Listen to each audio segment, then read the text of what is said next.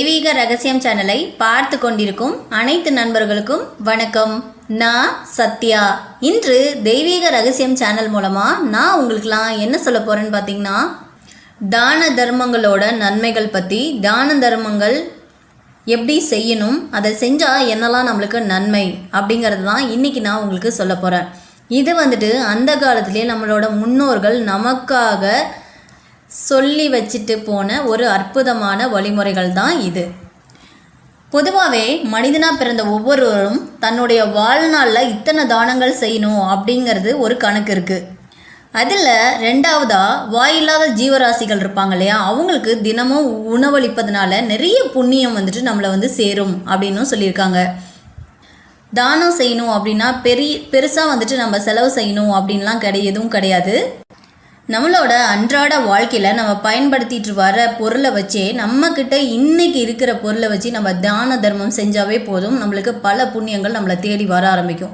அதே மாதிரி யார் ஒருத்தரும் தான தர்மம் செய்யும்போது இதை செஞ்சால் எனக்கு இந்த நல்லது நடக்கும், இது செஞ்சால் எனக்கு இது கிடைக்கும் அப்படின்னு சொல்லி யாரும் தான தர்மம் செய்யாதீங்க. நீங்கள் மற்றவங்களுக்கு நம்மளால் ஒரு உதவி செய்கிறோம், ஒருத்தவங்களோட பசியை நம்மளால் தீர்க்க முடியுது, நம்மளால் ஒருத்தவங்க நல்லா இருக்காங்க, நல்லா இருக்கணும் அப்படிங்கிற மனசோடு நீங்கள் செஞ்சீங்க அப்படின்னா நீங்கள் எதிர்பார்க்காத நன்மைகள் உங்களை தேடி வரும். இதை செஞ்சால் எனக்கு இது கிடைக்கும்னு நீங்கள் செஞ்சீங்க அப்படின்னா எதுவுமே கிடைக்காது. சரி, தானத்திலேயே சிறந்த தானம் என்ன தானம் அப்படின்னு பார்த்தீங்கன்னா அன்னதானம். பசியால் வாடும் ஒருவருக்கு ஒருவேளை உணவு நீங்கள் அன்னதானமாக செஞ்சீங்க அப்படின்னா கூட உங்களுக்கு கிடைக்கக்கூடிய பலன் சொல்லவே முடியாது. அப்படி ஒரு பலன் கிடைக்கும், அதுவும் நம்ம மனசார கொடுக்கும்போது.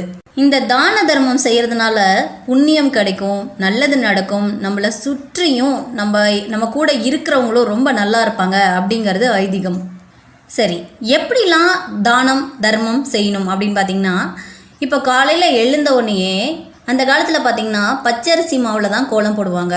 அது எதுக்கு அப்படின்னு பார்த்திங்கன்னா, அதை கூட ஒரு எறும்புகள் சாப்பிட்றதுனால நம்மளுக்கு புண்ணியம் சேரும் அப்படிங்கிறதுனால தான் பச்சரிசியில் கோலம் போடுவாங்க. ஆனால் இப்போ இருக்கிற காலகட்டத்தில் யாருமே அதை செய்கிறதில்ல. நீங்கள் பச்சரிசியில் கோலம் போடுங்க. அப்படி உங்களால் போட முடியல அப்படின்னா நீங்கள் உங்கள் வீட்டில் இருக்கிற அரிசியவே நீங்கள் அரைச்சி அதில் கொஞ்சம் வெல்லம் அல்லது சர்க்கரை கலந்து நீங்கள் கோலமாக போடுங்க.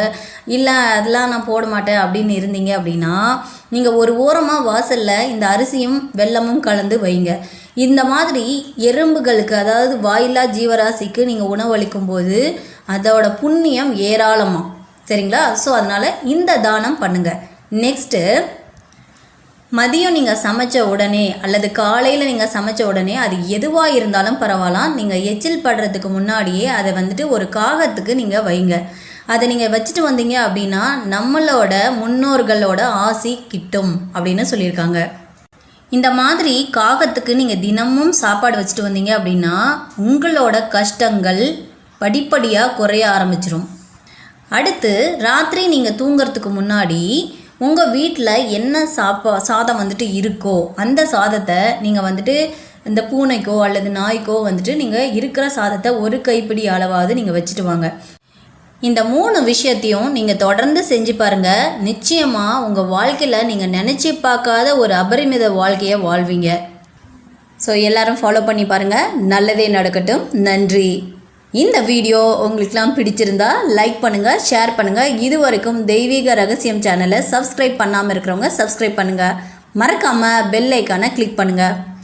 நான் ஈர்ப்பு விதியின் ரகசியம் அப்படிங்கிற ஒரு சேனலில் ரன் பண்ணிகிட்ருக்கேன்னு நான் சொல்லியிருக்கேன் இல்லையா. ஸோ அந்த சேனலில் நான் ஒரு காம்படிஷன் அனௌன்ஸ் பண்ணியிருக்கேன். அந்த காம்படிஷனில் நீங்கள் பார்ட்டிசிபேட் பண்ண கீழே டிஸ்கிரிப்ஷனில் என்னோடய காண்டாக்ட் நம்பர் கொடுத்துருப்பேன். ஸோ அந்த நம்பரை நீங்கள் காண்டாக்ட் பண்ணி மெசேஜ், அதாவது வாட்ஸ்அப்பில் காண்டாக்ட் பண்ணுங்கள். வாட்ஸ்அப் மூலமா மெசேஜ் பண்ணுங்கள். அதில் நான் உங்களுக்கு டீட்டெயில்ஸ் அனுப்புவேன். ஸோ அதில் நீங்கள் பார்ட்டிசிபேட் பண்ணி உங்கள் வாழ்க்கைக்கு தேவையான மாற்றங்களை நீங்கள் ஃப்ரீ கிளாஸில் அட்டன் பண்ணி வின் பண்ணலாம். ஓகேவா? ஸோ வேணுங்கிறவங்க அட்டன் பண்ணிக்கோங்க. நல்லதே நடக்கட்டும். நன்றி.